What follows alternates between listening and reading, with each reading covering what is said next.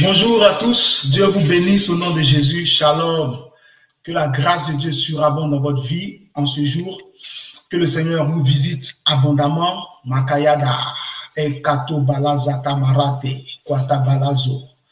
Thank you, Holy Spirit. Marakato Barakate Tasata. Au nom de Jésus. Que Dieu vous visite, que la grâce de Dieu surabonde abondamment dans votre vie.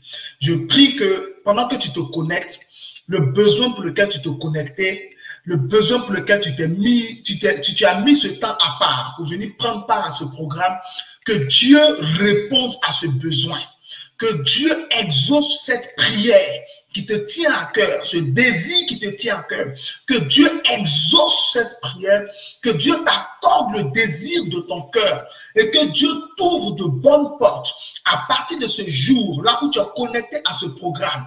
Je prie et je décrète que ta vie ne sera plus jamais la même, mais Dieu te visitera et Dieu te fera du bien.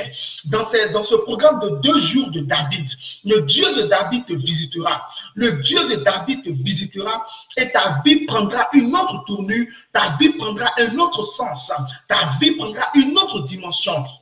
Que ce soit dans le domaine des finances, Dieu arrosera tes finances. Que ce soit dans le domaine de ta santé, Dieu te guérira totalement. Que ce soit dans le domaine de ton travail, Dieu orientera et purifiera ton travail. Dieu donnera de la valeur au travail que tu fais, au labeur que tu es en train d'abattre. Que tu aies besoin d'une promotion, Dieu t'accordera cette promotion. Que ce soit pour le mariage, tu te maries. Que ce soit pour l'enfantement, tu enfantes. Quelle que soit la raison pour laquelle tu te connectes, pour cette 2 jours que nous aurons, les 2 jours du Dieu de David, je te le dis au nom de Jésus, le Dieu de David te visite au nom de Jésus. Thank you, Father. Dieu vous bénisse encore. Shalom à vous au nom de Jésus. Je prie et nous commençons. Père, je te rends grâce, j'élève ton nom. Je te loue, je t'adore, je te glorifie. Je t'élève et je magnifie ta majesté et ta splendeur. Sois avec nous dans ce moment, guéris les malades, ressuscite les morts, ouvre les yeux des aveugles, retrouve ceux qui étaient perdus, annonce une bonne nouvelle aux pauvres, publie une année de grâce, rend libres les opprimés, délivre les captifs, console ceux qui ont le cœur brisé. Montre au monde entier que c'est toi le Fils de Dieu. Au nom de Jésus. Amen. Dieu te bénisse. Bienvenue dans ce programme de 2 jours. Du Dieu de David. Et je sais que pendant ces 2 jours, c'est-à-dire aujourd'hui lundi et demain mardi, tu vas apprendre des choses explosives. Ceux qui ont suivi le Dieu de Joseph, je sais que vous avez été bénis. Et là, aujourd'hui et demain, nous travaillerons sur le Dieu de David. Dieu te bénira, tu entendras un message percutant, un message par lequel le Seigneur te fera aller de l'avant au nom de Jésus. Shalom à vous tous encore une fois. Que Dieu vous bénisse. Nous commençons. Prends ta Bible. Immédiatement, prends ta Bible. Donc, le thème, c'est le Dieu de David. Et aujourd'hui, nous sommes au premier jour. Donc, jour 1, le Dieu de David. Prends ta Bible dans le livre de 1 Samuel, chapitre 16. Nous lirons du verset 1 au verset 13 et nous irons dans le sens que le Saint-Esprit a prévu pour nous en ce jour. 1 Samuel, chapitre 16, verset 1 à 13. Donc, le Dieu de David, jour 1 aujourd'hui. 1 Samuel, chapitre 16, verset 1 à 13. Je lis, et pendant que tu me suis, lis aussi chez toi avec moi. Je commence au verset 1. L'Éternel dit à Samuel, « Quand cesseras-tu de pleurer sur Saül? Je l'ai rejeté, afin qu'il ne règne plus sur Israël. Remplis ta corne d'huile et va. Je t'enverrai chez Isaïe, Bethléemite, car j'ai vu parmi ses fils celui que je désire pour roi. » Verset 2. Samuel dit, comment irai-je? Saül l'apprendra et il me tuera. Et l'Éternel dit, tu emmèneras avec toi une génisse. Et tu diras, je viens pour offrir un sacrifice à l'Éternel. Tu inviteras Isaïe au sacrifice, je te ferai connaître ce que tu dois faire et tu oindras pour moi celui que je te dirai. Verset 4. Verset 4, Samuel fit ce que l'Éternel avait dit. Et il alla à Bethléem. Les anciens de la ville accoururent, effrayés au devant de lui et dirent, et dire, ton arrivée annonce-t-elle quelque chose d'heureux? Verset 5, il répondit, oui, je viens pour offrir un sacrifice à l'Éternel. Sanctifiez-vous et venez avec moi au sacrifice. Il fit aussi sanctifier Isaïe et ses fils, et il les invita au sacrifice. Verset 6, lorsqu'ils entrèrent, il se dit, en voyant Eliab, certainement loin de l'Éternel est ici devant lui. Verset 7, et l'Éternel dit à Samuel, ne prends point garde à son apparence et à la hauteur de sa taille, car je l'ai rejeté. L'Éternel ne considère pas ce que l'homme considère. L'homme regarde à ce qui frappe les yeux, mais l'Éternel regarde au cœur. Verset 8, Isaïe appela Abinadab et le fit passer devant Samuel. Et Samuel dit, l'Éternel n'a pas non plus choisi celui-ci. Verset 9, Isaïe fit passer Shama. Et Samuel dit, l'Éternel n'a pas non plus choisi celui-ci.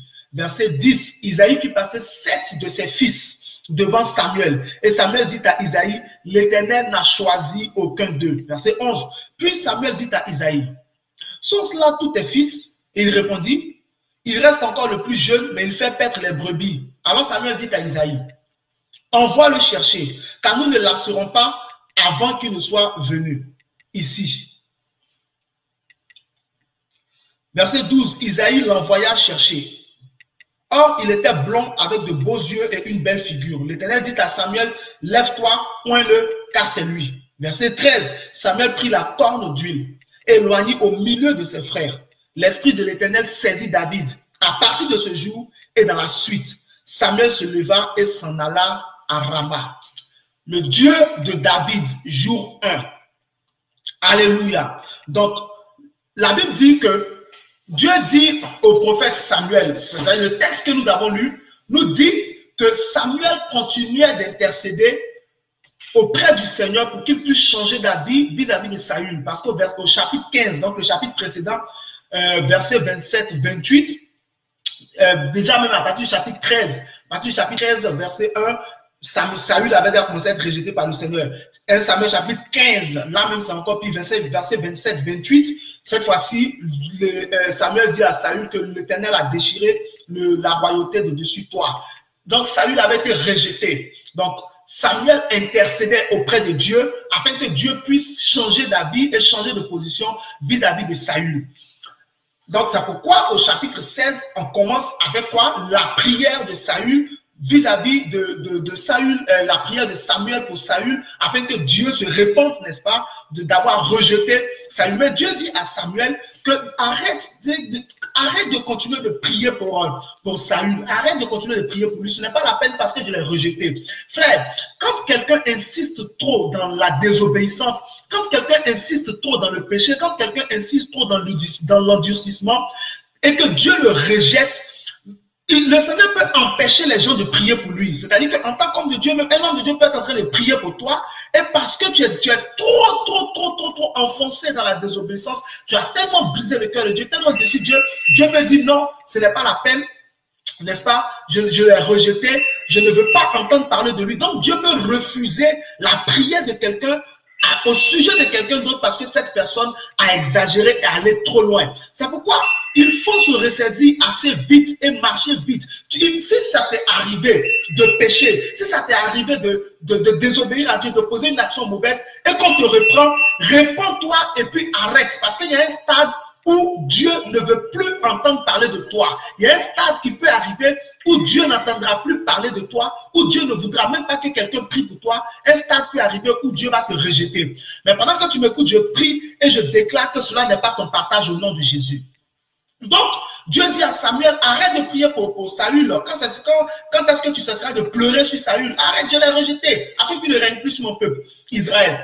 Lève-toi, et remplis ta corne d'huile et va chez Isaïe le Bethlémite, parce que j'ai vu parmi ses fils celui, n'est-ce pas, que je vais oindre comme roi sur Israël. J'ai vu parmi ses fils celui que je désire au roi sur Israël. Et c'est comme ça que Samuel s'est levé et il est allé à Bethléem, chez Isaïe. Il a fait venir, n'est-ce pas, tous les fils d'Isaïe. Isaïe avait passé tous ses fils devant lui. Enfin, tous ceux qu'il considérait comme ses fils, il les a fait passer devant lui, devant Samuel, 7. Alors qu'il avait 8 fils, il a fait passer 7. Et chaque fois, l'Éternel a dit à Samuel, ce n'est pas lui. qui enlève-le. Ce n'est pas lui. Enlève-le. Les 7 sont passés. Il n'y avait aucun d'entre eux n'avait été choisi par Dieu pour être le prochain roi. Et Samuel demande, est-ce que ce sont tous tes fils qui sont là? Au verset 11, est-ce que ce sont tous tes fils qui sont là? Il dit non, qu'il reste encore le plus jeune. Il reste encore le plus jeune. Samuel dit donc, ok, envoie le chercher, nous l'attendrons. Et quand il est venu, au verset 12, quand il est venu, Dieu dit à Samuel, lève-toi, oins-le, car c'est lui. Et Samuel s'est levé au verset 13, il a pris la corne d'huile, il a oint David comme roi, comme prochain roi sur Israël au milieu de ses frères. À partir de cet instant, l'Esprit du Seigneur a saisi David et sur la suite, l'Esprit du Seigneur a toujours été avec lui. Donc, on voit clairement que Dieu avait un désir précis. Dieu avait un désir précis. Il fallait qu'il trouve un roi qui était selon le désir de son cœur. Donc, quand Dieu veut faire ces choses, Dieu les fait en fonction du désir de son cœur. C'est pourquoi il faut que tu fasses tout pour pouvoir être dans ce que Dieu désire et faire ce que Dieu désire. David est devenu roi sur Israël et il y a une procédure, n'est-ce pas, qui a été mise en place de la part du Seigneur pour pouvoir positionner David comme roi sur Israël. Quand j'ai enseigné sur le Dieu de Joseph, en numéro 1, je vous avais dit que le Dieu de Joseph a travaillé avec un plan. Et pour David aussi, c'est pareil. Il y avait un plan, il y avait une organisation. Et Dieu ne travaille jamais dans le désordre, Dieu ne travaille jamais dans le vide, mais Dieu travaille en fonction d'un projet, en fonction de quelque chose qui s'est dessiné dans la tête et qui est conforme au désir de son cœur. Et la première chose sur laquelle je vais vous parler en ce qui concerne le Dieu de David, c'est ce point-là, c'est que en numéro 1, donc vous mettez numéro 1, ceux qui ont suivi le Dieu de Joseph, j'avais dit que le Dieu de Joseph, il sépare. Donc aujourd'hui, nous sommes sur le Dieu de David. Donc le premier point, c'était avec le Dieu de Joseph, c'était que le Dieu de Joseph sépare. Ok, donc numéro 2, j'avais dit le Dieu de Joseph éprouve, et numéro 3, le Dieu de Joseph bénit. Ici aussi, vous allez voir qu'on va travailler de la même manière. Je vais vous montrer par les Écritures comment le Dieu de David a travaillé dans la vie de David, afin que vous puissiez comprendre que le Dieu de David qui est aussi votre Dieu, afin que tu puisses comprendre que le Dieu de David qui est ton Dieu, le Père de David qui est ton Père, veut faire la même chose dans ta vie, mais il faut que tes idées soient assez claires sur lui et que tu aies la connaissance de la manière dont il a procédé pour que tu puisses te mettre en position de sorte que son même plan s'accomplisse dans ta vie au nom de Jésus-Christ de Nazareth. Donc, numéro 1 que je vais te dire, c'est que le Dieu de David choisit. Numéro 1. Donc là, on parle du Dieu de David. Donc, numéro 1, j'étais refait, n'est-ce pas, du verset 1 au verset 13, tout ce que le texte de base, 1 Samuel 16, verset 1 à 13, 1 Samuel 16, verset 1 à 13, tout ce que le texte de base nous dit, je te l'ai montré. Donc maintenant, le numéro 1 que tu dois écrire chez toi, c'est que le Dieu de David choisit. Donc le Dieu de David ne travaille pas dans le hasard. Non, il choisit. Il ne travaille pas avec... Il ne prend pas tout le monde comme ça. Il ne prend pas n'importe comment les gens. Non, Dieu opère des choix. Dieu opère des choix. De même que toi, tu es un être libre avec ta volonté. Dieu t'appelle un être libre, moralement libre. Donc, tu as le droit d'opérer des choix. C'est pourquoi dans la vie chrétienne, rien n'est à la base obligatoire. Tout se fait par choix. On prie parce qu'on veut prier, parce qu'on décide de prier. On jeûne parce qu'on choisit de jeûner. On lit la Bible parce qu'on choisit de lire la Bible. On se sanctifie parce qu'on choisit de mettre en pratique la parole de Dieu. On s'écarte du péché parce qu'on choisit de s'écarter du péché. On paye sa dîme parce qu'on choisit de payer sa dîme. On fait des offrandes à Dieu parce qu'on choisit de faire des offrandes à Dieu.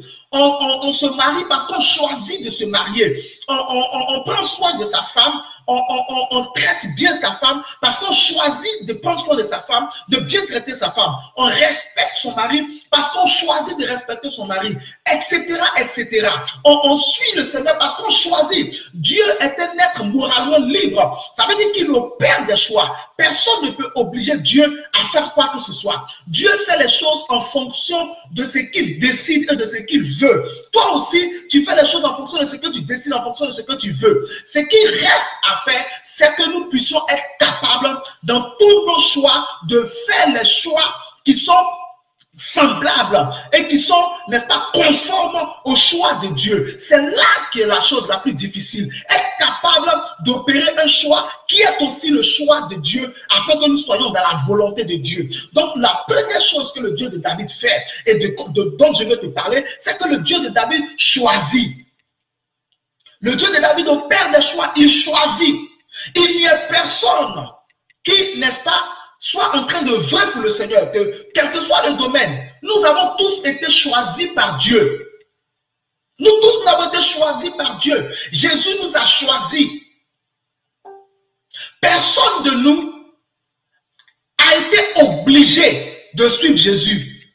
À la base, si vous vous souvenez, si tu te souviens très bien, n'est-ce pas, si tu te souviens exactement, et ça tu ne dois jamais l'oublier, normalement tu ne dois jamais l'oublier. On t'a prêché l'évangile et tu as eu le choix entre accepter ou refuser. Tu as fait le choix d'accepter, de croire que Jésus est le Fils de Dieu et de le confesser par ta bouche, d'accepter dans ton cœur, de croire dans ton cœur que Jésus est le Fils de Dieu et de le confesser par ta bouche. Tu as fait ce choix-là. Jésus ne t'a pas obligé à le suivre, mais il t'a choisi en poussant quelqu'un à aller t'évangéliser. La Bible est devant toi. Tout ce qui est dans la Bible, tu choisis de suivre ou tu choisis de ne pas suivre. En fonction des choix que tu opères, il y a, n'est-ce pas, diverses récompenses.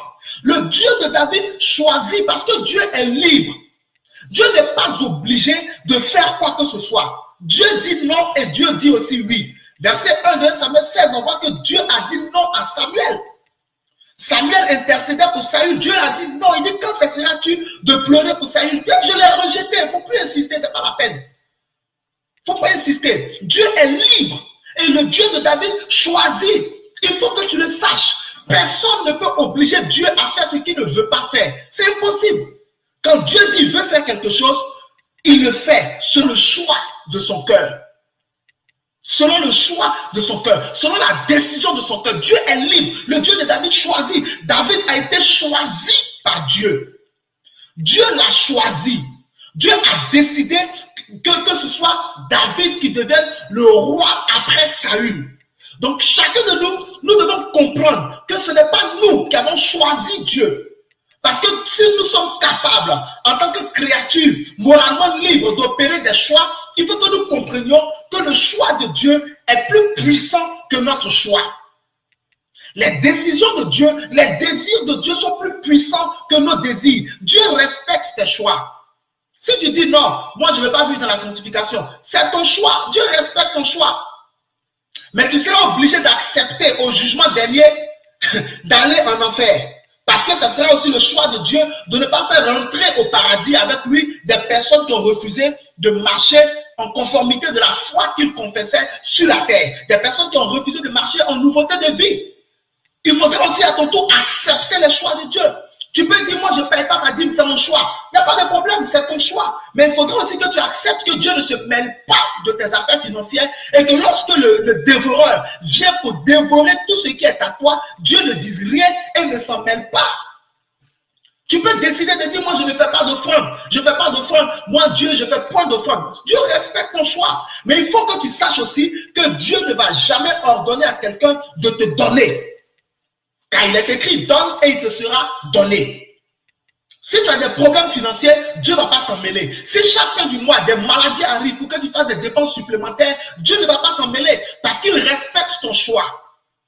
Ce qui est bon à faire, c'est que tu connaisses les choix de Dieu, que tu te soumettes au choix de Dieu et que tu choisisses ce que Dieu a choisi.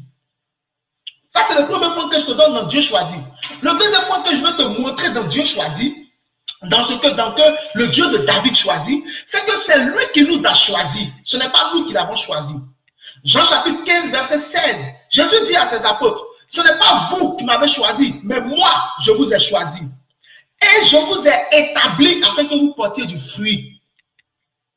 La plupart d'entre nous aujourd'hui, nous nous comportons avec Dieu, avec le Seigneur, comme si c'est nous qui l'avions choisi. Nous nous comportons avec le Seigneur comme si c'est nous qui l'avions choisi.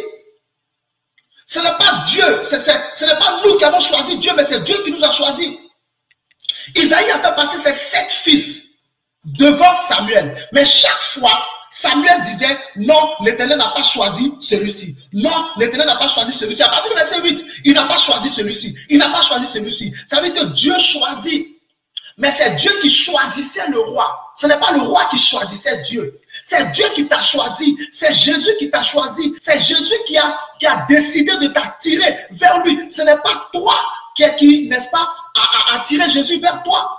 Aujourd'hui, quand on voit la vie, que ce soit en général ou que ce soit sur les chrétiens, quand on regarde la vie en général, on a l'impression qu'aujourd'hui c'est l'homme c'est nous qui l'avions créé. On se comporte aujourd'hui comme si c'est nous. Les chrétiens d'aujourd'hui se comportent, beaucoup de chrétiens se comportent comme si c'est, n'est-ce pas, eux qui avaient choisi Jésus. Nous parlons dans nos manières de parler. On dirait que c'est nous qui avons choisi Jésus. Dans nos manières de nous comporter en tant qu'enfants de Dieu aujourd'hui, au 21e siècle, c'est comme si c'est nous qui étions morts à la croix pour Jésus. Au lieu que ce soit Jésus qui soit mort à la croix pour nous, aujourd'hui nous nous comportons et nous parlons comme si c'est Jésus, c'est nous qui sommes morts à la croix pour Jésus. C'est-à-dire qu'aujourd'hui, quand on entend certains chrétiens parler, c'est Jésus lui-même qui doit leur dire merci parce qu'ils ont accepté, n'est-ce pas, d'être chrétiens.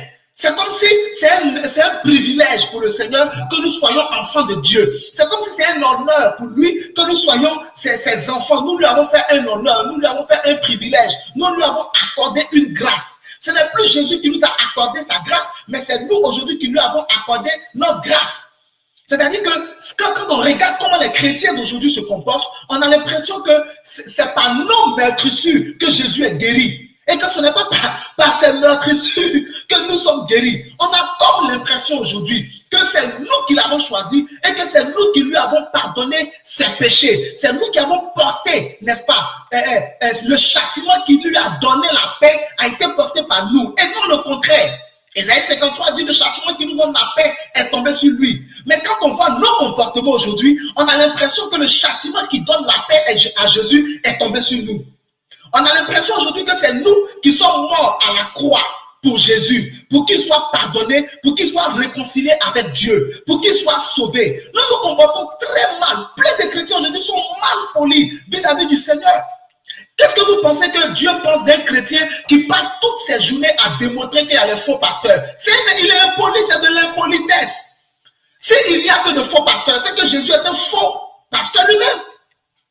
Comment Jésus peut-il être incapable d'établir de vrais serviteurs de Dieu? Quand vous avez aujourd'hui des personnes qui se spécialisent dans le fait de démontrer que telle personne n'est pas de Dieu, telle personne n'est pas de Dieu, telle personne n'est pas de Dieu, nous nous comportons comme si c'est nous qui avons choisi Jésus.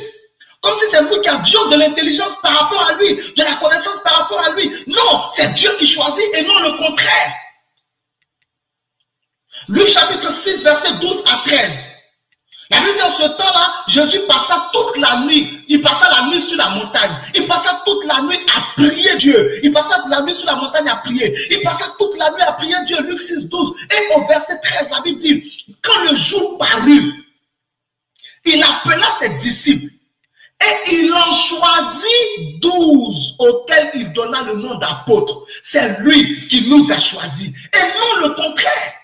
Mais nos comportements d'aujourd'hui, c'est comme si c'est Dieu qui nous a choisis. Aujourd'hui même, c'est à croire que les chrétiens sont plus sages que le Saint-Esprit, sont plus intelligents que le Saint-Esprit. Nous connaissons l'erreur. Lui, il ne sait pas ce qui n'est pas bon.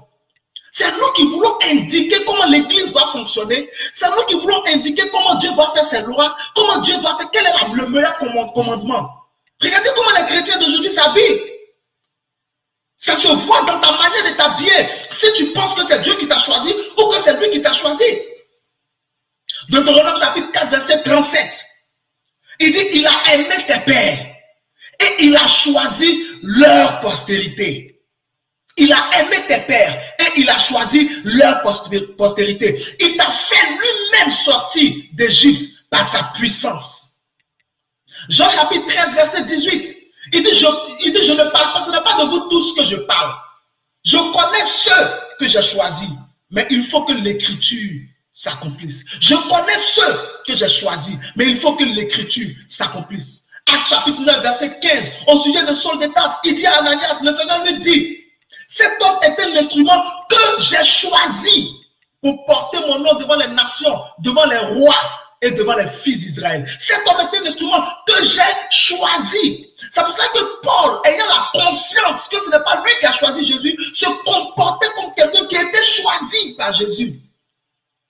Il a tout abandonné pour suivre la volonté de Dieu. Mais aujourd'hui, c'est le contraire. Nous, les chrétiens d'aujourd'hui, nous faisons complètement le contraire. Nous nous comportons comme c'est nous qui avons choisi Dieu. Regardez comment les chrétiens d'aujourd'hui s'habillent. Tu peux même pas leur donner conseil.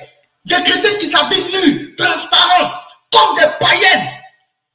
Elles portent des pantalons. On n'a même pas besoin de jeûner 21 jours pour voir ce qui est derrière le pantalon. Pourquoi vous faites ça? Quand tu te comportes comme ça, c'est que c'est toi qui as choisi Jésus. Tu estimes que la décence vestimentaire qui est obligatoire pour les chrétiens ne te concerne pas et que c'est une mauvaise loi que Dieu a faite. Regardez. Comment des chrétiens ne respectent pas leur pasteur. Ils parlent mal au pasteur. Les gens se mettent à l'aise aujourd'hui.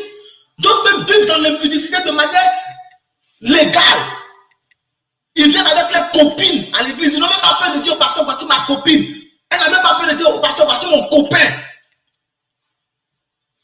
Quand tu te comportes comme ça, c'est que tu estimes que c'est toi qui as choisi Dieu. Ce n'est pas Dieu qui t'a choisi. Alors que c'est le contraire. C'est lui qui nous a choisis. Ce n'est pas nous qui l'avons choisi. Jean 15, 16 est clair dessus. Moi, il dit ce n'est pas vous qui m'avez choisi, mais moi, je vous ai choisi et je vous ai établi. Quand on regarde Jérémie chapitre 1, verset 5, il dit à Jérémie, avant que je ne t'ai formé dans le ventre de ta mère, je te connaissais. Avant que tu ne sortes de son sein, je t'avais consacré, je t'avais établi. C'est moi qui t'ai établi. Frère, tu es chrétien parce que Jésus est le Christ. Mais Jésus n'est pas le Christ parce que toi tu es chrétien. Je vais répéter ça. Nous sommes chrétiens parce que Jésus est le Christ. Mais Jésus n'est pas le Christ parce que nous sommes chrétiens. Non. Jésus ne nous doit pas son messianisme. Il n'est pas le Messie grâce à nous. Non. C'est parce que Jésus est le Messie que nous sommes sauvés. C'est parce que Jésus est le Christ que nous sommes chrétiens.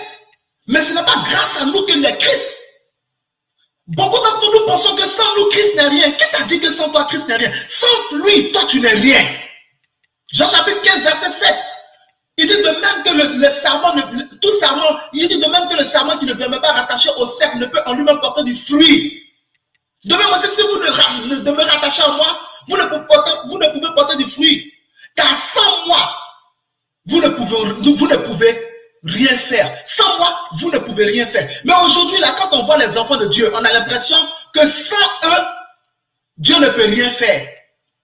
Regardez les païens. Les païens vivent avec cette mentalité-là, qu'ils n'ont pas besoin de Dieu. Mais nous, les chrétiens, aujourd'hui, on vit de la même manière. Je l'ai dit, je le répète 1000 fois, je le dirai, et je prêcherai toujours à répéter les mêmes choses pour que tous ceux qui suivent mes programmes soient impactés par la parole du Seigneur.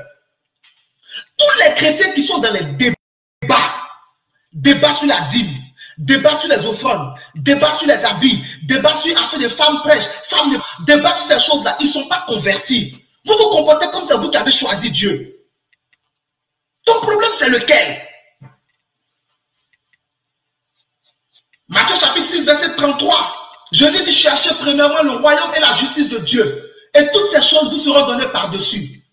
Matthieu chapitre 7, verset 15. Jésus dit, gardez-vous des faux prophètes, car ils viennent à vous en vêtements de brebis, mais au fond, ce sont des loups ravisseurs. Vous les reconnaîtrez par leurs fruits. Vous les reconnaîtrez par leurs fruits. C'est par leurs fruits que vous les reconnaîtrez.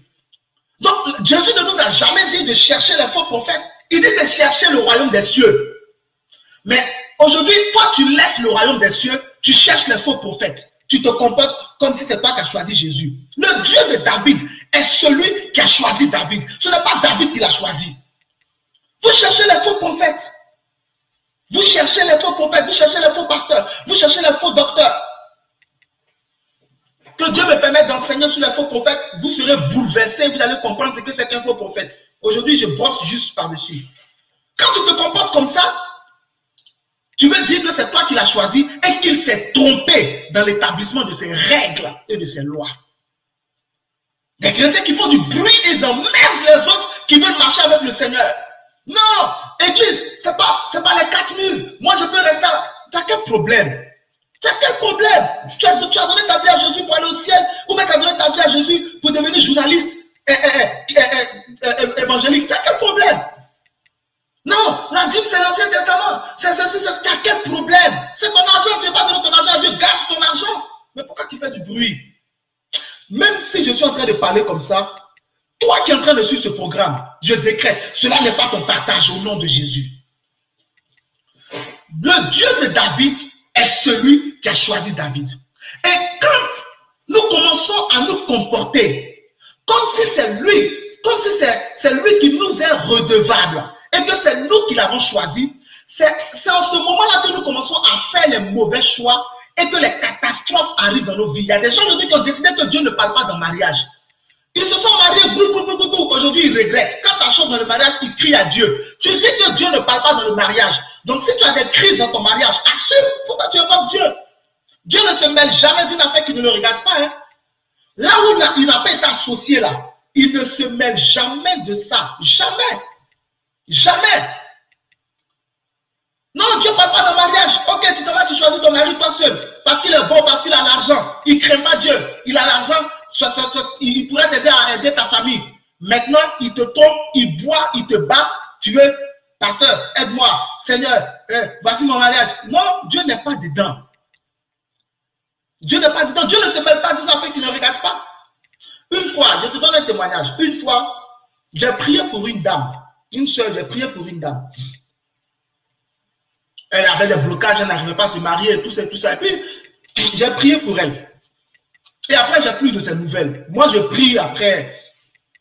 Et un jour, des mois plus tard, elle m'a appelé. Elle m'a appelé, elle me dit qu'elle s'est mariée. J'ai prié pour toi. Tu as quelqu'un pour te marier, tu ne m'as pas dit. Je ne suis pas au courant, rien. Elle s'est mariée. Je dis ok. Maintenant, le problème qu'elle constate que le type qu'elle a marié, il n'est pas sérieux. Et que là, ils ont entamé les choses, ils veulent divorcer et tout ça, parce que c'est pas ce qu'il avait dit, etc., etc. Moi, j'écoute. Donc, elle m'appelle pour que je puisse prier pour elle, pour que je lui ai dit, hey, ma soeur, quand tu as décidé de te marier là, est-ce que moi, tu m'as appelé pour consulter le Seigneur? Est-ce que moi, tu m'as appelé pour me demander conseil?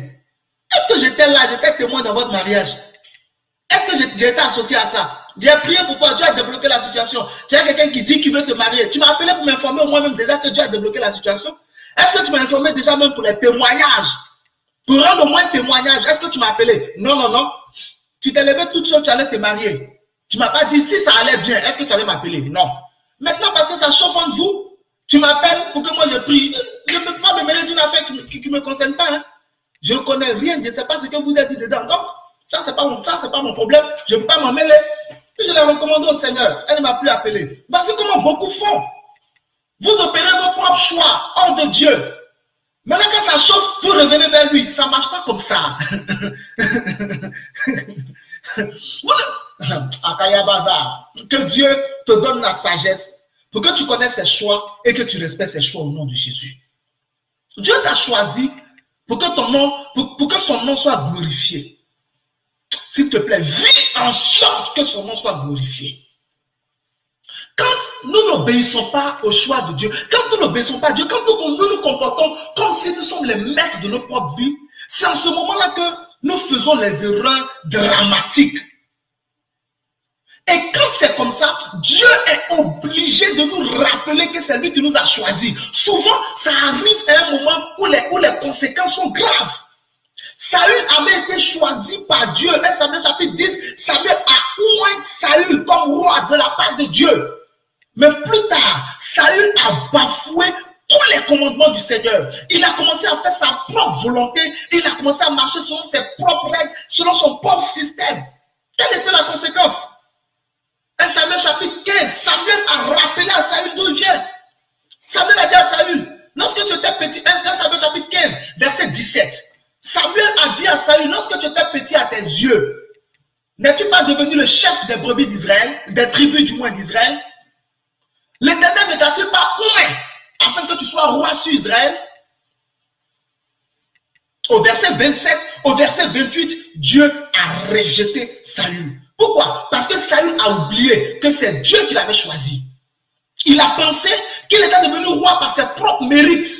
Frère, tu n'es pas devenu chrétien par Ayakataba. Tu n'es pas devenu chrétien par ta propre intelligence, par ta propre sagesse. Tu n'es pas sauvé par ton propre sacrifice. Tu es sauvé par le sacrifice de Jésus-Christ de Nazareth. C'est par son sacrifice que tu es sauvé. Jean chapitre 3, verset 16. Car Dieu a tant aimé le monde qu'il a donné son Fils unique afin que quiconque croit en lui ne périsse point, mais qu'il ait la vie éternelle. C'est par sa mort et en sa mort que tu es sauvé. Alors marche comme quelqu'un qui sait d'où il vient. Marche comme quelqu'un qui est redevable à Dieu, qui dépend de Dieu. Saül a commencé à se comporter comme quelqu'un qui ne dépendait pas de Dieu.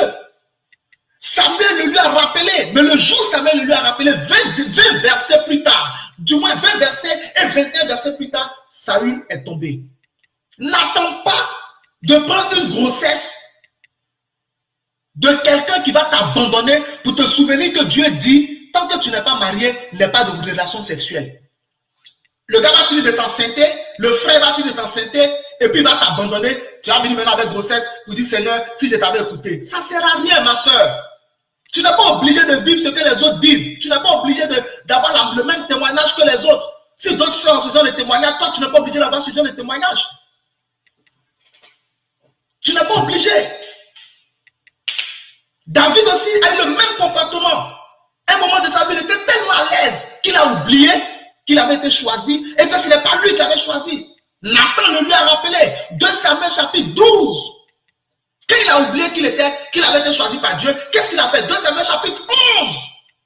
Au lieu d'aller à la guerre, il n'est pas allé à la guerre. Vous avez des chrétiens aujourd'hui qui n'évangélisent pas. Il y a des chrétiens qui n'ont jamais évangélisé. Ils n'ont jamais gagné d'âme. Tu n'es pas converti. Si tu n'as jamais été capable d'enseigner, si tu n'as pas été capable d'enseigner, d'évangéliser, de gagner une âme, depuis que tu es chrétien, tu n'aimes pas Dieu. Tu as un problème avec ton salut, frère. Il y a un problème, il y a quelque chose qui ne va pas. David, dans Samuel chapitre 11, au lieu d'aller à la guerre, il est resté. Or, Dieu l'avait établi pour régler ce problème-là. Parce que Dieu avait point Saül pour exterminer les Amalécites et régler le problème des Philistins. Saül a décidé d'épargner Agag, d'épargner les Amalécites. Dieu a choisi David pour régler ces problèmes, pour assainir l'entourage d'Israël, afin d'établir un royaume fort et solide. Au lieu d'aller à la guerre, il n'est pas parti à la guerre, parce que c'est lui qui a choisi Dieu, c'est lui qui maîtrise son calendrier. Quand il est resté, Satan a profité, Satan a frappé, David a couché avec la femme de Bathsheba, c'est la femme de Uri, Bathsheba. Après, il a tué Uri, il a enceinté Bathsheba, il a pris Bathsheba dans le royaume. Quand Nathan est venu, Nathan dit, ah bon. 2 Samuel chapitre 12, verset 7. Il dit, ainsi parle l'Éternel. C'est moi qui t'ai oint pour roi sur Israël. La suite était dramatique pour David. C'est moi qui t'ai oint. Ce n'est pas toi qui m'as oint. Frère, le Seigneur m'envoie en mission aujourd'hui pour parler à quelqu'un. C'est Dieu qui t'a choisi. Ce n'est pas lui, ce n'est pas toi qui l'as choisi. Dieu est en train de parler à quelqu'un ce jour. Arrête d'être sage à tes propres yeux. Arrête de penser que tu es trop intelligent. Arrête de penser que tu es trop intelligente. Arrête de penser que tu peux diriger ta vie par ta propre force, par ta propre connaissance. Le monde dans lequel nous sommes est spirituel. Si Dieu ne te guide, tu vas te perdre. Jésus dit en Jean chapitre 8, verset 12, je suis la lumière du monde. Celui qui me suit ne marche pas dans les ténèbres, mais il a en lui la lumière de la vie. Il faut que tu comprennes que c'est toi qui dois suivre Jésus et non le contraire. En Jean chapitre 14, verset 6, Jésus dit, je suis le chemin, la vérité et la vie. Nul ne vient au Père que par moi. Je suis le chemin. Quand on montre un itinéraire à quelqu'un qui doit emprunter, qu'est-ce qu'on lui dit? On dit, suis ce chemin. Suis ce chemin. Donc, ce n'est pas le chemin qui te suit, mais c'est toi qui suis le chemin. Donc, ce n'est pas Jésus qui est le chemin, selon Jean 14, 6, qui nous suit. Mais c'est nous qui le suivons parce que c'est lui le chemin. C'est lui qui connaît la route qui mène à la vérité. C'est lui qui connaît la route qui mène à la vie, qui mène au Père. Donc, c'est lui que nous suivons. C'est Jésus qui montre le chemin qui mène à la richesse. Ça ne sert à rien que tu sois pressé d'être riche. Ne cherche pas ça. Ne sois pas désespéré de te marier. Toutes celles qui étaient désespérées de se marier, qui sont allées se mettre sous des hommes mariés, sont devenues des maîtresses. Chrétiennes qui sont devenues maîtresses. Quelle gloire est dedans? Ne sois pas désespéré d'avoir un enfant. Il y a beaucoup de femmes aujourd'hui dans ce monde qui ont les trompes dans les rivières, qui ont les trompes dans les lacs, qui ont les trompes dans les forêts, qui ont les trompes dans les Canaries. On leur a donné des bébés remplis et chargés de démons. Pourquoi? Parce qu'elles étaient pressées d'enfanter. Ne sois pas pressé de réussir. Dieu a une manière de travailler. Il choisit celui qu'il veut révéler. Laisse Dieu choisir ton temps. Laisse Dieu choisir ton heure. Laisse Dieu choisir ta période de percée. Et tu ne vas pas regretter les résultats qui vont arriver. C'est Dieu qui a choisi David. Dieu a choisi David. David ne s'est pas choisi lui-même. Il était derrière les brebis. Il ne pouvait pas imaginer qu'il allait être roi. Dieu est venu le surprendre chez lui. Dieu est venu le surprendre à domicile, devant son père, devant ses frères. Dieu est venu le surprendre devant sa mère. Et Dieu l'a consacré et l'a oint comme roi sur Israël, au milieu de ses frères, au milieu de son père. Son père ne l'a pas appelé parce qu'il ne le considérait pas comme son fils, mais Dieu l'a appelé et Dieu l'a glorifié parce qu'il le considère comme son fils. Je te vois être glorifié par Dieu. Je te vois être glorifié par Dieu. Je te vois être élevé par Dieu. Je te vois être révélé par Dieu. Devant ton père, tu seras révélé par Dieu. Devant ta mère, tu seras révélé par Dieu. Devant tes frères, tu seras révélé par Dieu. Devant tout ton entourage, devant tes collègues, devant tes amis, devant les gens de ta génération, tu seras révélé par Dieu, tu seras établi par Dieu, tu seras oint par Dieu. Le choix de Dieu s'est porté sur David. Il n'imaginait pas qu'il pouvait être choisi par Dieu. Le choix de Dieu s'est porté sur toi. Le choix de Jésus s'est porté sur toi. Le choix du Saint-Esprit s'est porté sur toi. Ce que tu n'imagines pas que tu vas devenir, c'est ce que Dieu va faire de toi. C'est pourquoi je t'exhorte à ne pas te presser et à ne pas le devancer. Suis le rythme du Saint-Esprit en ce qui concerne ta vie, que ce soit pour le ministère, suis le rythme du Saint-Esprit, que ce soit pour tes affaires, suis le rythme et les règles du Saint-Esprit. Que ce soit pour ton foyer, quand ton foyer suit le rythme du Saint-Esprit, obéis aux lois de Dieu, suis le chemin ne va pas te suivre et le chemin te mènera à la vie, à la vérité et au Père. Suis Jésus parce que c'est Jésus qui sait où il t'envoie. Toi, tu ne connais pas le chemin. Lorsque Israël était dans le désert et qu'il devait aller à Canaan, la Bible dit que pendant le jour, la colonne de nuée était devant le peuple pour guider le peuple. Pendant la nuit, la colonne de feu était devant le peuple pour guider le peuple, pour éclairer le peuple, pour le protéger des animaux féroces. Dieu sait où il va avec toi. Tu es devenu chrétien, c'est que tu espères, c'est que tu crois en lui et tu places toute ton espérance en lui. C'est pourquoi je t'exhorte, laisse Dieu qui t'a choisi choisir ta vie. Kaya masaka yabada, zaza zozo ege maga rodo. Eko raba sekete, brato katabala tibaruta. C'est Dieu qui nous a choisis. Suivons-le. Et nous allons arriver à Camara, à bon port. Souvenez-vous de Jonas. Dieu lui a dit, va à Ninive, lui il a choisi un autre chemin. Qu'est-ce qui lui est arrivé? Il a fini dans le ventre d'une dans le ventre d'une baleine. Tant mieux. C'est que, heureusement pour Jonas, c'est pas. Si Dieu n'était pas intervenu, Dieu a envoyé une baleine pour avaler Jonas. Mais il faut que vous sachiez, moi j'avais beaucoup regardé les documentaires animaliers.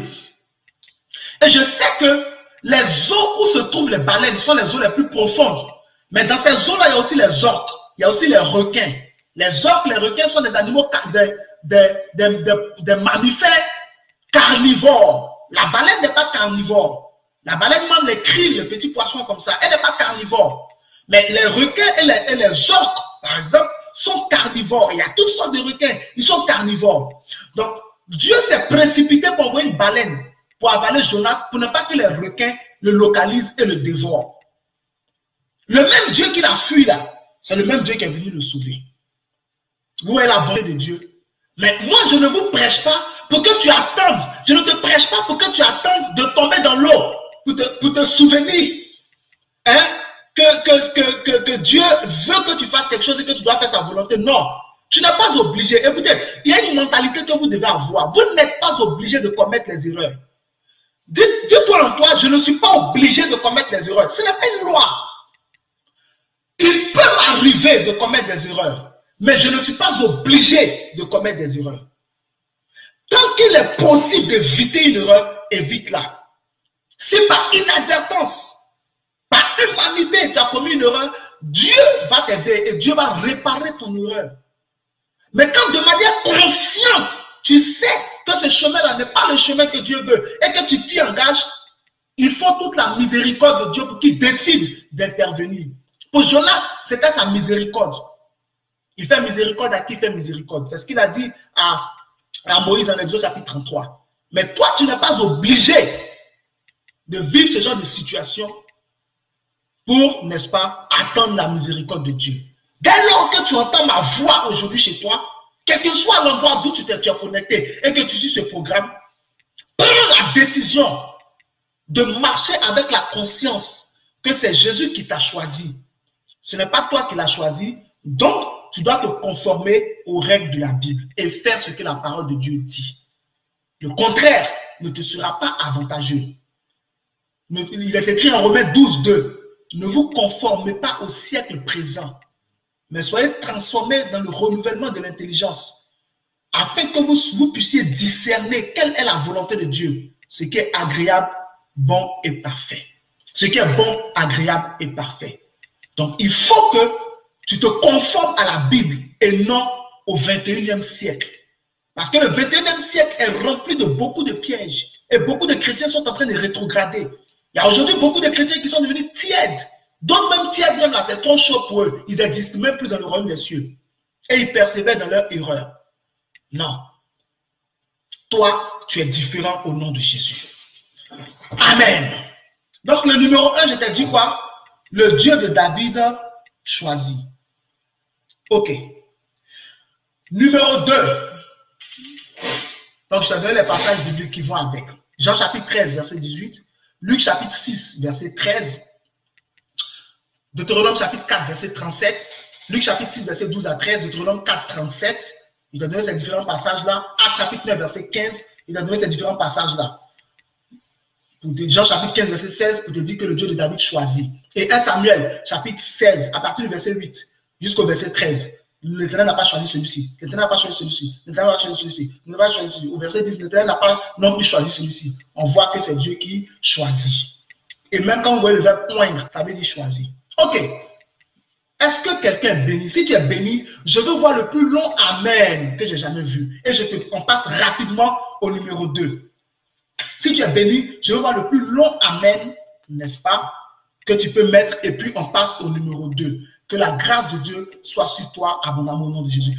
Numéro 1, le Dieu de David choisit. Numéro 2, le Dieu de David respecte les règles. Je veux que ce numéro 2 là, tu l'écoutes attentivement parce qu'il sera profond. Certainement que je vais te donner une partie et puis demain, parce que je vais m'attarder pour décortiquer certains points, et puis demain, nous allons attaquer la deuxième partie de Dieu de David, respecte les règles. Parce que je vais vraiment, par la grâce de Dieu, m'attarder pour décortiquer certains points.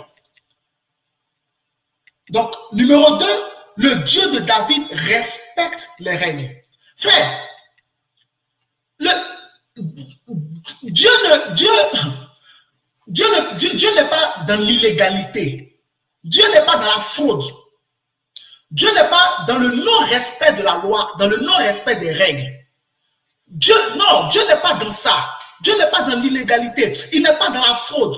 Il n'est pas dans le non-respect des lois. Il n'est pas dans l'illégitimité. Non. Dieu n'est pas dans les micmacs, dans les faux coups, dans les complots. Dieu n'est pas dans les raccourcis. Dieu n'est pas dedans. Le Dieu de David est un Dieu qui respecte les règles. Dieu a élevé David, mais en fonction de règles qu'il a établies et de lois qu'il a établies. Dieu n'a pas élevé David dans le désordre. Il y a eu des règles. Il y a un plan, il y a des lois que Dieu respecte. Par exemple, la légalité. Dieu respecte la légalité. Dieu respecte la hiérarchie. Dieu respecte la loi. C'est lui qui a établi les lois et il les respecte et Dieu les honore. Dieu respecte ce qu'il a lui-même imposé. Il est capable de briser une loi. Mais quand il décide de ne pas le faire, il respecte les règles. David n'est pas devenu roi comme ça. David est devenu roi selon des règles que Dieu lui a fait suivre et auxquelles David s'est soumis. Tu ne vas jamais être béni par Dieu si tu veux utiliser des raccourcis. Jamais. Dieu ne soutient pas les raccourcis. Écoute-moi attentivement. Dieu ne soutient pas les raccourcis. Dieu ne soutient pas les manigances, les fraudes, l'illégalité. Dieu ne soutient pas les coups d'État. Dieu ne soutient pas ce genre de choses-là. Le vol. Non, Dieu respecte les règles. Il respecte la loi.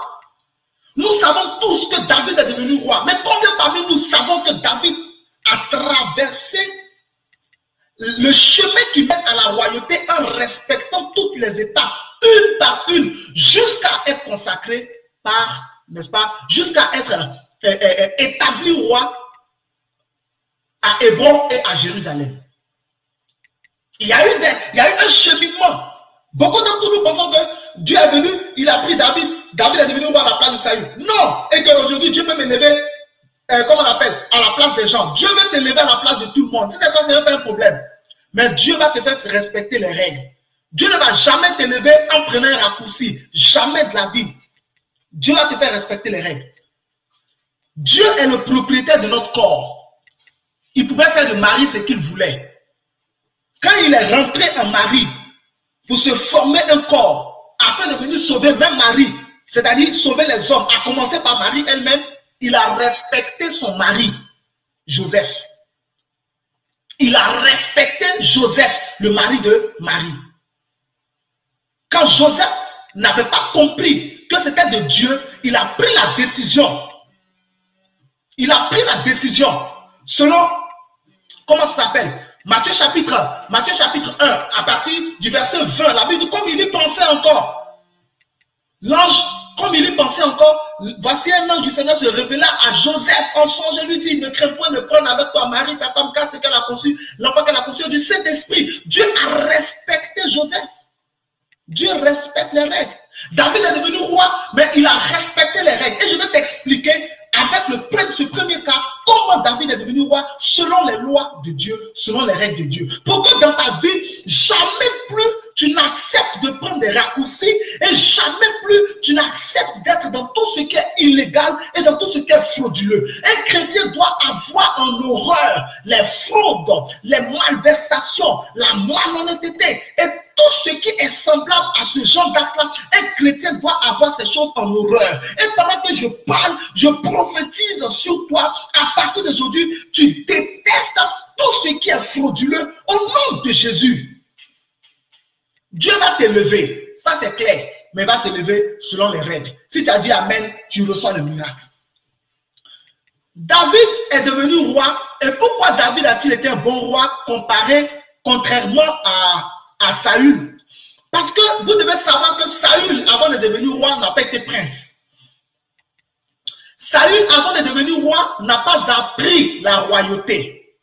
Il n'a pas appris la royauté. Et même encore, quand il était un roi, il était consacré roi, il n'a pas eu de relation proche avec le prophète Samuel pour être instruit sur ce que Dieu attend d'un roi. Moïse avait déjà tout fait écrire dans le Pentateuque. Moïse avait déjà tout fait écrire les droits et les devoirs du roi. Mais Saül ne s'est pas rapproché de Samuel pour apprendre tout ce qui concerne la royauté. Et je vous ai dit en premier lieu que Saül n'a pas été un prince avant de devenir roi. Ce qui était déjà pour lui un handicap.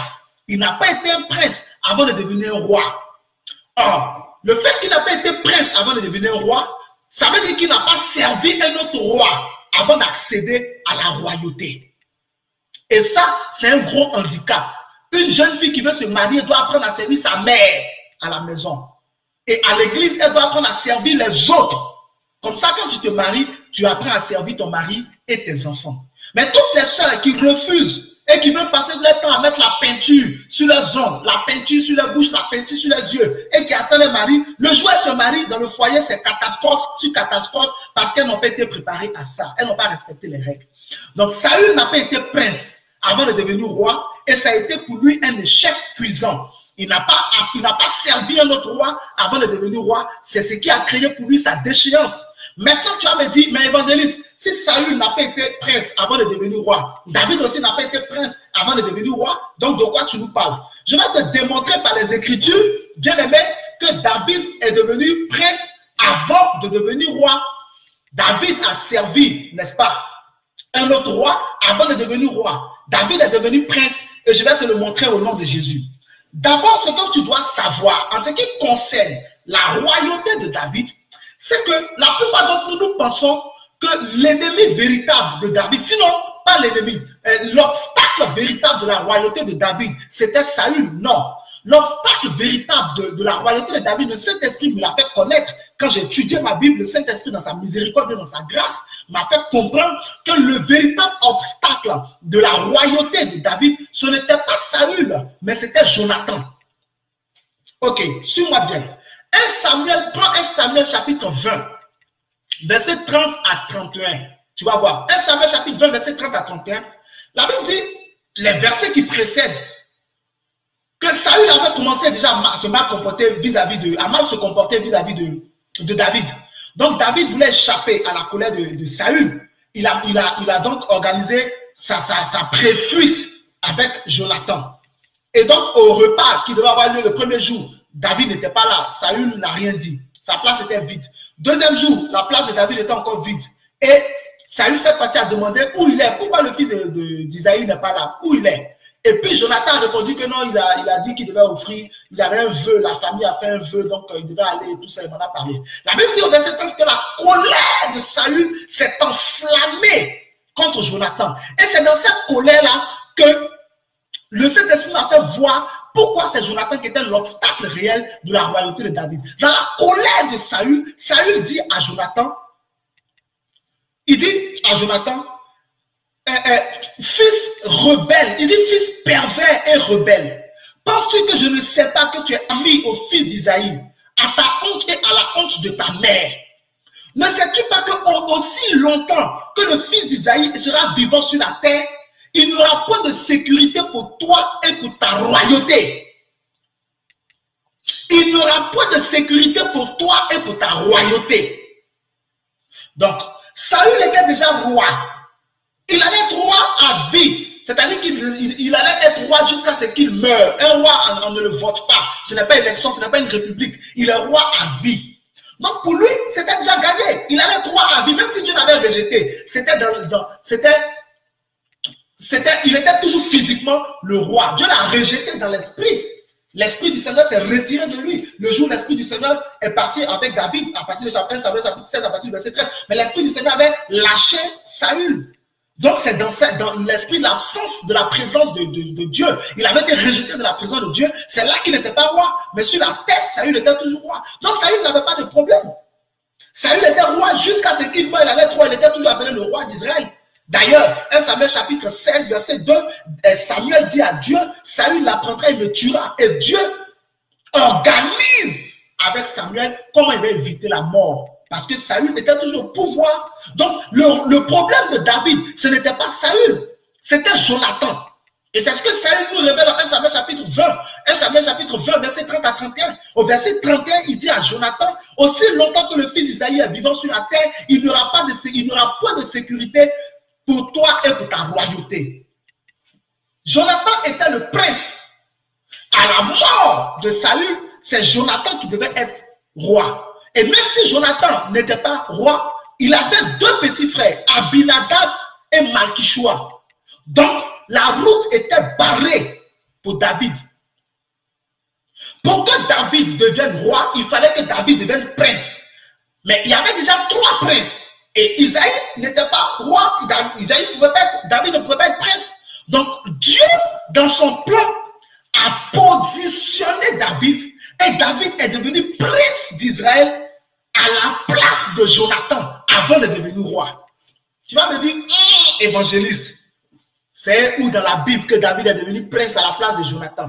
Frère, soeur, je vais te montrer ça dans la Bible. Il ne faut pas t'inquiéter. Dis-moi amen seulement si tu es béni ce matin. Donc, Dieu, imaginez un instant que Saül est contre David, il veut tuer David, et puis Jonathan aussi est contre David, il veut tuer David. David n'allait pas pouvoir échapper. Donc, qu'est-ce que Dieu a fait? 1 Samuel chapitre 18. 1 Samuel chapitre 18. À partir du verset 2. À partir du verset 3. 1 Samuel chapitre 18. La Bible dit au verset 3 que Jonathan fit alliance avec David. Car il aimait David comme son âme. Donc, Dieu qui est très stratège pour empêcher que Jonathan ne se lève contre David et que son plan soit remis en cause, Dieu a devancé le diable et il a réduit à néant la réalité que Saül a présentée à son fils Jonathan. 1 Samuel 20, verset 30 à 31. Comme quoi tu ne seras jamais roi tant que David est vivant. Quel prince n'a pas envie d'être roi? Mais Dieu a renversé ça avant que Saül ne dise à Jonathan. Dieu a renversé ça au chapitre 18, verset 3. Et il a placé dans le cœur de Jonathan l'amour extrême pour David. De sorte que Jonathan accepte de laisser sa place de prince premier. Parce que je t'ai dit qu'il y avait deux derrière Jonathan, Abinadab et Malchishua. Tu peux voir ça dans 1 Samuel chapitre 31. Abinadab et Malchishua étaient princes derrière Jonathan. Donc la place était déjà occupée. Mais il fallait que David devienne prince en chef, prince numéro 1. Celui qui était prince numéro 1, c'était Jonathan. Donc Dieu a envoyé une flèche d'amour dans le cœur de Jonathan pour David. Et puis, ce n'est pas n'importe quel amour. Hein. C'est un amour. La Bible dit que Jonathan avait pour David l'amour qu'on a pour une femme. Quand un homme aime une femme comme un malade, là, il peut tout lui donner. Il ne mange pas et puis il mange et puis il est content. On voit aujourd'hui des hommes qui se dépouillent pour faire manger des femmes. Des filles, ils prennent même des filles, ils ne connaissent même pas parce qu'ils l'aiment. Il paye ses études, il s'occupe de sa mère, il s'occupe, et puis à la fin, elle brise son cœur à cause de l'amour. L'amour dans le monde, là, ça rend aveugle, mais quand tu es en Christ, l'amour ne te rend pas aveugle, ça ouvre tes yeux. Alléluia. Donc, Dieu met dans le cœur de Jonathan un amour extrême, de sorte que Jonathan accepte par amour de laisser sa place à David, la place de prince. La Bible dit en 1 Corinthiens chapitre 13 que l'amour supporte tout, l'amour croit tout, l'amour espère tout. Je crois au verset 7. L'amour supporte tout, l'amour croit tout, l'amour espère tout. L'amour se réjouit, avant ça le verset 6 je crois, l'amour se réjouit de la vérité et se réjouit de la vérité et l'amour ne se réjouit pas de l'injustice. La vérité de Dieu, c'est que Saül avait échoué. Dieu voulait le remplacer. Dieu a placé l'amour dans le cœur de Jonathan. Et Jonathan a tellement aimé David qu'il a estimé que David devait prendre sa place. C'est ça la stratégie de Dieu. Et pendant qu'ils sont en train de parler, j'ai envie de libérer une prière sur toi. Dieu mettra dans le cœur de quelqu'un ton amour, de sorte que cette personne t'accorde même ce que tu ne lui as pas demandé. Que cette personne te donne même ce que tu ne lui as pas demandé. Au nom de Jésus-Christ de Nazareth. Donc, Jonathan aime David extrêmement. Et c'est là que la consécration princière de David va commencer. 1 Samuel chapitre 18, je t'ai dit le verset 3. Jonathan fit alliance avec David parce qu'il l'aimait comme son âme. Verset 4, c'est là maintenant que David devient prince. 1 Samuel 18, verset 4. La Bible dit que Jonathan ôta le manteau qu'il portait. Hakaya Bazar. Et il le donna à David.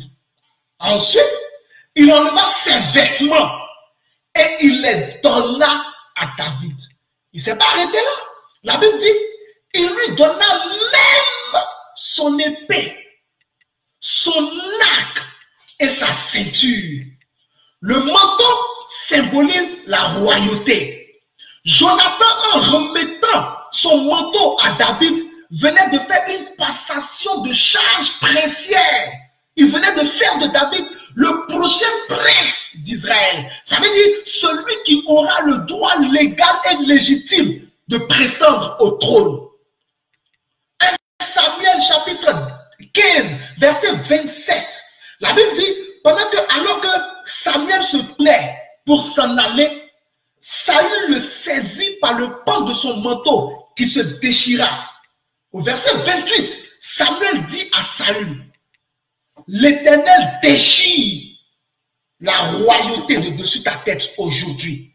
Donc le manteau symbolise la royauté.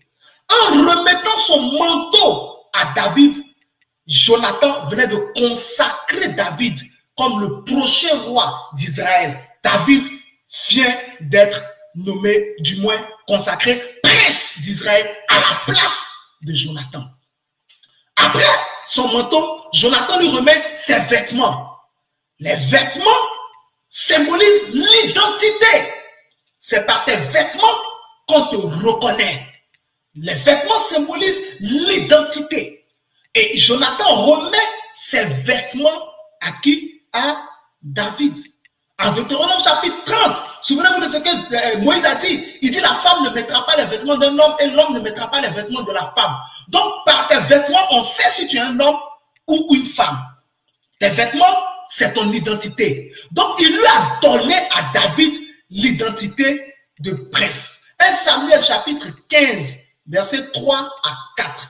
Maintenant, 1 Samuel chapitre 18, verset 3 à 4. Et puis effectivement, 1 Samuel chapitre 15, verset 27 à 28. Donc, il lui a donné son manteau. Son manteau, c'est sa royauté. Il venait de consacrer David comme prince d'Israël. Après cela, il lui a donné ses vêtements. Je t'ai dit que les vêtements, c'est l'identité. Deutéronome chapitre 30, Moïse dit, l'homme ne mettra point les vêtements de la femme et la femme ne mettra point les vêtements de l'homme. Donc, par tes vêtements, on sait si tu es un homme ou si tu es une femme. Par tes vêtements, on sait si tu es un enfant ou si tu es un adulte ou si tu es un adolescent ou si tu es une personne âgée. Par tes vêtements, les vêtements, c'est l'identité. Donc, Jonathan venait de remettre son identité à David. Il lui a remis premièrement sa royauté. Deuxièmement, il lui a remis son identité. Et la Bible dit, il lui donna même son épée. L'épée. En plus de l'épée, il lui a donné son arc. Et il lui a donné sa ceinture. C'est le symbole de sa force. Le symbole de sa force. Quand en 1 Samuel chapitre 17, David a tué Goliath, il a gardé l'épée de Goliath pour dire, j'ai triomphé de Goliath, j'ai vaincu Goliath, voici la preuve. En plus de sa tête, voici son épée. En ce temps-là, par ton épée, on sait qui tu es. Si tu es un vaillant héros ou si tu n'es pas un vaillant héros. Donc, Jonathan a consacré David comme prince. 1 Samuel chapitre 18, verset 3 à 4. Et c'est comme ça qu'après cela, David a pu devenir légalement l'héritier de Saül. Et souvenez-vous que Saül appelait David mon fils. Donc, il était devenu le fils de Saül. Il était devenu prince à la place de Jonathan. Maintenant, tu vas me dire, mais évangéliste, Jonathan était toujours vivant. Je vais te montrer maintenant un autre passage encore. 1 Samuel chapitre 20, verset 14 à 15. Tu vas comprendre la profondeur de l'action que Dieu a posée. 1 Samuel chapitre 20, verset 14 à 15. Jonathan dit à David, si je vis, si je suis encore vivant, veuille user envers moi de la bonté de l'Éternel. Et au verset 15, il dit à David, alors qu'il est vivant et puis il est jeune, il dit à David, mais si je meurs, mais si je meurs, je vais user envers ma maison de la bonté de l'Éternel. Quand l'Éternel effacera de dessus de la face de la terre tous les ennemis de David. Jonathan était déjà mort. Il s'était déjà livré pour que David devienne prince et roi à sa place. Pour Jonathan, il ne vivait même plus à cause de l'action spirituelle que Dieu a posée dans son cœur, afin que David devienne roi de manière légale et légitime. Dieu mettra sur ton chemin quelqu'un qui va t'aimer et qui va t'aider jusqu'au bout, au nom de Jésus. 1 Samuel chapitre 31, versets 2 à 6, ils sont allés à la guerre contre les Philistins. Et la Bible dit que les Philistins tuèrent les fils de Saül, Jonathan, Abinadab et Malchishua. Et au verset 6, Saül s'est suicidé. Après avoir été blessé, il s'est jeté sur son épée. Ils sont tous morts. David est devenu roi d'Israël de manière légale et de manière légitime, pas par la fraude. C'est la raison pour laquelle, avant j'avais mal quand j'ai vu 2 fois David qui avait l'opportunité de tuer Saül pour mettre fin à ses souffrances. J'ai vu 2 fois que David a laissé Saül et l'épargner. Ça me faisait paniquer, mais David il a prolongé ses problèmes en épargnant Saül. Et c'est là que le Saint-Esprit m'a dit non. Si David tuait Saül, il ne serait jamais devenu roi. Parce que Jonathan était là. Ça ne servait à rien. Il allait être obligé de tuer aussi Jonathan. Après Jonathan, il y avait Abinadab. Il allait être aussi obligé d'assassiner Abinadab. Mais après Abinadab, il y avait encore Malchishua. Il allait être obligé encore d'assassiner Malchishua. Il allait être un roi assassin. Dieu ne soutient pas ça. Si tu veux te marier, attends que Dieu t'envoie ton mari. Et aujourd'hui, Dieu t'envoie ton mari. Ne va pas prendre le mari d'une autre femme. Ne prends pas le mari de la femme d'un autre homme. Ne fais pas ça. Si tu veux avoir un enfant, prie Dieu. Il va te donner ton enfant. Genèse 25, verset 21. Isaac implora l'Éternel pour sa femme et l'enfanta. Et Samuel chapitre 1, Anne a prié. Et puis Dieu lui a donné Samuel. Aujourd'hui, si tu es marié et que tu n'arrives pas à enfanter, je décrète aujourd'hui, tu es enceinte. Prends ton enfant au nom de Jésus. Quel que soit le domaine dans lequel tu as besoin d'un miracle, je veux t'exhorter à te souvenir que le Dieu de David respecte les règles. Si tu veux que le Dieu de David te bénisse, respecte les règles. Si tu veux que le Dieu de David te soutienne, respecte les règles. Si tu veux que le Dieu de David t'élève, respecte les règles. Ne cherche pas les raccourcis. Ne va pas à gauche, ne va pas à droite. Non, mais soumets-toi au système de Dieu. Afin que demain, lorsque tu vas devenir riche, tu ne sois pas obligé de te justifier de comment tu es devenu riche. Afin que demain, quand tu vas te marier, tu pourras aller partout avec ton mari. Quand demain tu auras tes enfants, tu pourras sortir avec tes enfants et rendre témoignage. Il y a beaucoup de sœurs qui ne peuvent pas rendre témoignage de comment elles sont tombées enceintes. Parce que pendant qu'elles sont à l'église, elles se vont voir des guérisseurs traditionnels pour prendre des décoctions sur lesquelles on a fait des incantations pour tomber enceinte. Arrête comme enceinte, elles ne peuvent pas rendre témoignage à l'église. Parce qu'à l'église, tu ne peux pas venir t'arrêter pour dire que tu es allé voir un féticheur, un marabout, un guérisseur traditionnel pour tomber enceinte. Donc finalement, leur grossesse devient un jugement pour elles au lieu d'être un moment de gloire, au lieu d'être un élément de gloire. Quand Élisabeth est tombée enceinte et qu'elle a accouché, Dieu a élevé Élisabeth. Mais beaucoup de choses aujourd'hui, quand elles accouchent, elles ont honte, elles se cachent parce qu'elles ont utilisé des voies tortueuses pour obtenir leur enfant. Je ne veux pas que cela t'arrive. C'est pour cela que Dieu m'a envoyé en mission ce jour pour te parler de ce point-là. Le Dieu de David respecte les règles. Quel que soit le domaine dans lequel tu veux que Dieu te bénisse, fais confiance à Dieu. Il te bénira. Fais confiance à Dieu. Il te lèvera. Fais confiance à Dieu. Il te donnera ton mari. Il te donnera ta femme. Il te donnera ton travail. Il te donnera ta promotion. Il te donnera ton argent. Dieu te rendra riche. Dieu te rendra prospère dans la manière la plus légale. Pour ton ministère, ne cherche pas à prendre des raccourcis pour que ton ministère explose. Ne cherche pas à prendre des raccourcis pour que ton ministère ait de la renommée. Ne fais pas ça. Je vais te dire une chose. Dans le ministère, dans l'œuvre de Dieu, ne sois pas pressé et ne sois pas envieux de qui que ce soit ou de quoi que ce soit. Reste tranquille et sers Dieu et garde les yeux rivés sur le Seigneur. Quand ton heure viendra, c'est toi-même tu diras au Seigneur, c'en est trop, je suis trop béni. Seigneur, diminue un peu. Et Dieu ne va pas t'écouter. Pourquoi? Parce que tu auras payé le prix. Ma soeur, attends. Aujourd'hui même, ton mari est venu. Mon frère, attends. Aujourd'hui même, ta percée est positionnée. Tu es malade, tu vas être guéri. Le Seigneur te guérit aujourd'hui. Tu vas avoir tes diplômes de tes études. Aujourd'hui même, tu as tes diplômes. Ne va pas coucher avec un professeur. Ne va pas coucher avec un examinateur. Ne triche pas. Sinon, demain, tu auras honte de ton diplôme. Demain, tu auras honte de ton diplôme. Tu auras honte de ta fonction. Ne sois pas dans la corruption. Ne verse pas des pots de vin pour obtenir ce que tu veux obtenir. Parce que sinon, tu vas le regretter. Afin que tu ne rougisses pas de ta royauté, afin que tu ne rougisses pas de ta bénédiction, Dieu t'enseigne en ce jour par ma bouche qu'il respecte les règles. Alors toi aussi, engage-toi à respecter les règles.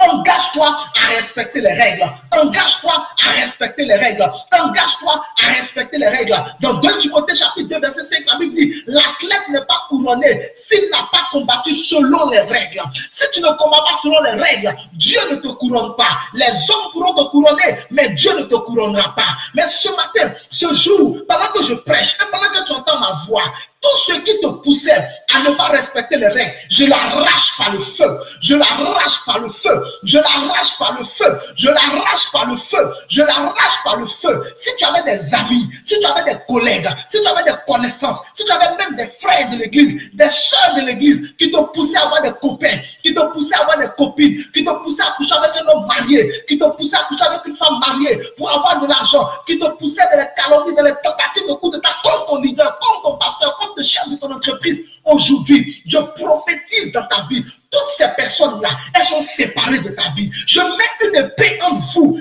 afin que ta destinée ne soit pas corrompue. Joseph aurait pu être établi dans la maison de Potiphar s'il avait accepté de coucher avec la femme de Potiphar. Mais en Genèse chapitre 39, verset 9, il a refusé de coucher avec elle. Il est allé en prison, mais à la fin, il a eu raison. Genèse chapitre 41, Dieu l'a élevé et l'a établi sur toute l'Égypte. Ce qui signifie sur Potiphar, son ancien patron, et sur sa femme, la mauvaise Potiphar. Frère, respecte les règles.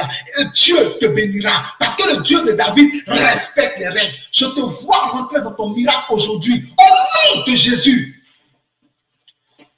Thank you, Father. Kabarazaza. Rudagadabagada. Demain, à 13h, heure de Paris, faites tout pour être connecté. 13h00, nous commençons. On continue avec le Dieu de David. Je vais te donner un autre exemple de la Bible dans lequel tu verras que Dieu respecte vraiment les règles. Sois connecté, ça sera violent, ça sera puissant. Et nous allons encore prier. Et je prierai encore pour toi. Et Dieu te visitera pleinement au nom de Jésus-Christ de Nazareth. Si tu as des sujets, prépare-les.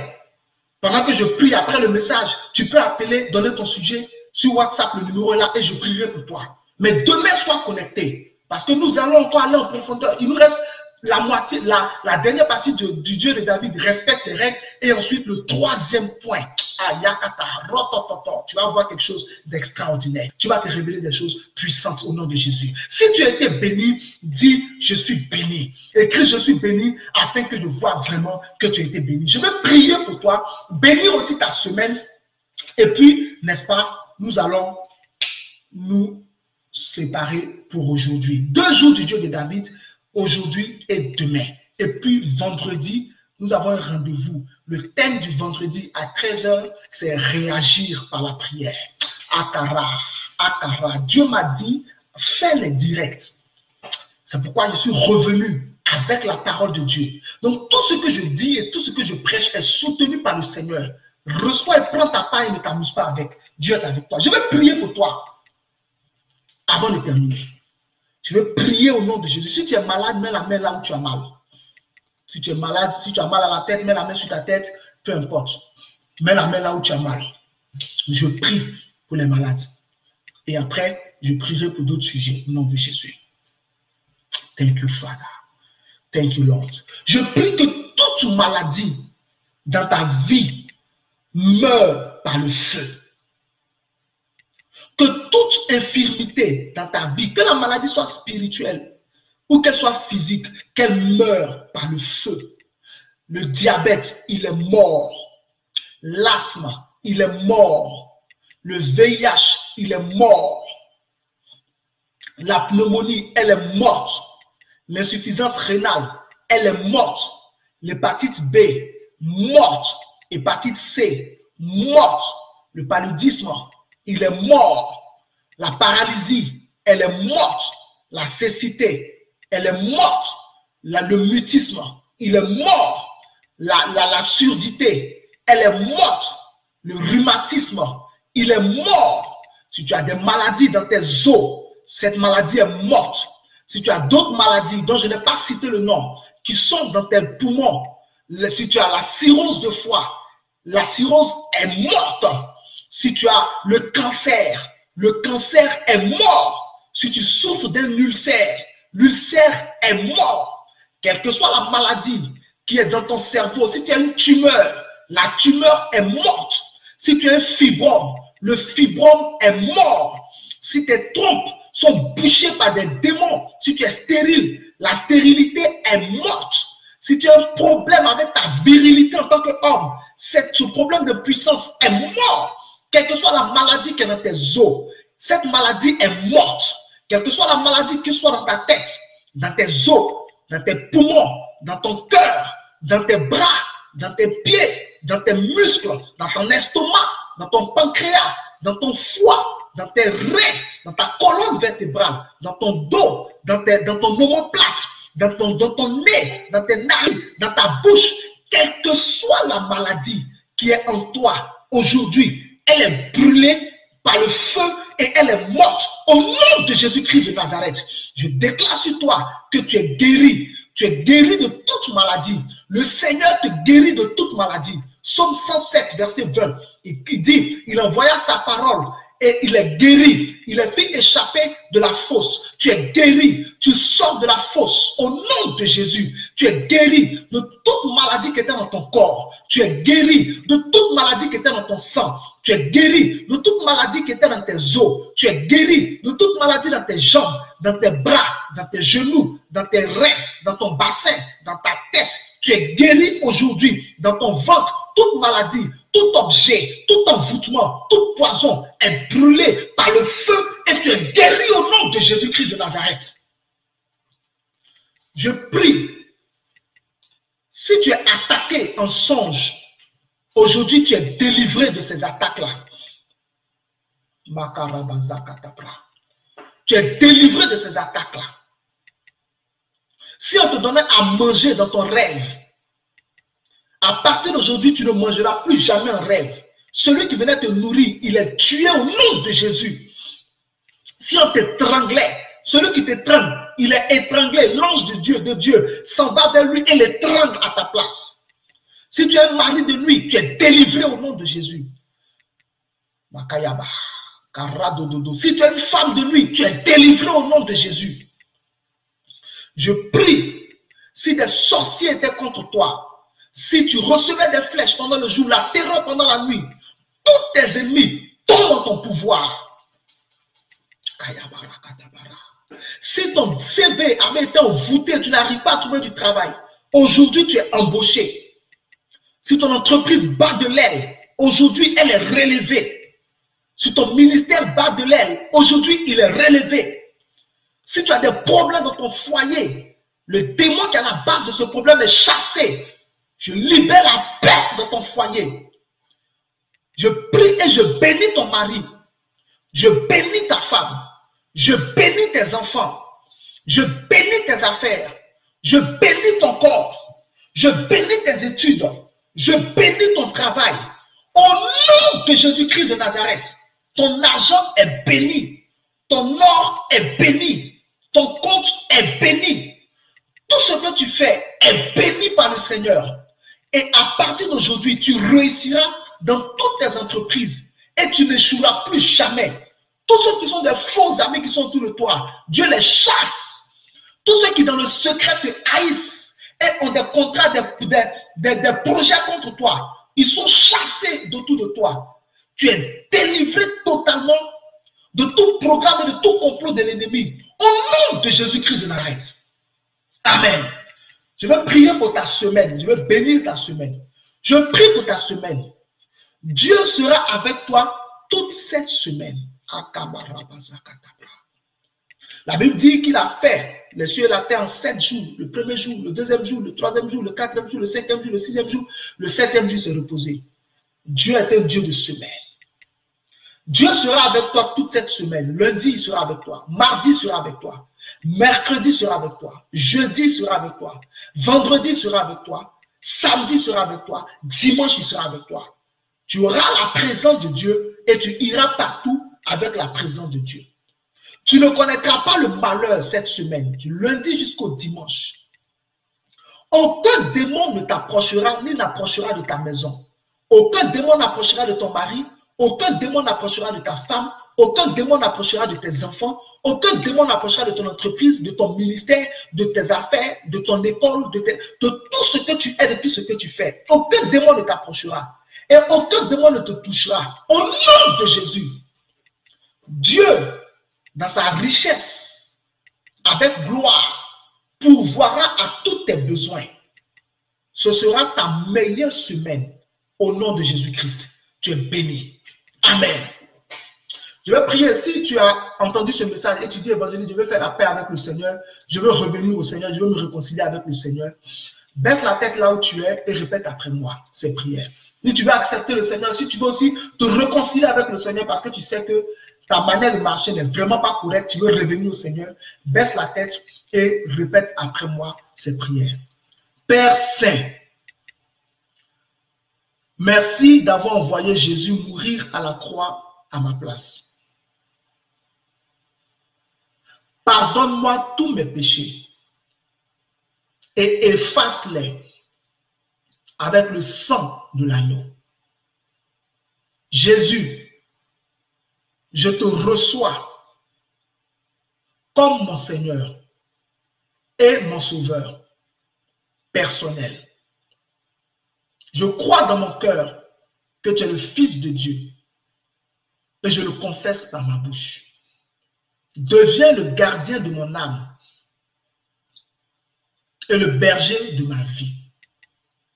Écris mon nom dans le livre de vie et efface-le du livre de la mort. Que je rentre au paradis et non en enfer. Amen. Frère, à partir d'aujourd'hui, je prie pour toi. Tu iras toujours en avant. Tu n'iras jamais plus en arrière. Tu seras toujours la tête. Tu ne seras plus jamais la queue. Tu seras toujours en haut. Dieu te placera toujours en haut et il ne te placera pas en bas. Ta tête est bénie. Tes mains sont bénies. Tes pieds sont bénis. Les anges de Dieu combattent pour toi. Quelle que soit la situation dans laquelle tu seras, tu sortiras vainqueur et triomphateur au nom de Jésus. Amen. Dieu te bénisse abondamment. J'espère que tu es béni dans ce programme et que le Seigneur t'a apporté quelque chose. Rendez-vous donc pour demain à 13 h, heure de Paris, pour le jour 2 du Dieu de David. Ça sera fort et puissant.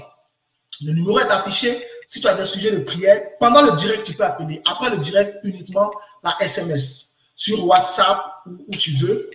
Et si ça nécessite que tu m'appelles, je te dirai d'appeler, je prierai pour toi. C'est pour ça que le numéro est là, pour que vous puissiez me contacter pour vos sujets de prière. Vendredi, nous aurons aussi un autre rendez-vous avec pour thème « Réagir par la prière ». Ha, Yakata, à 13 h vendredi.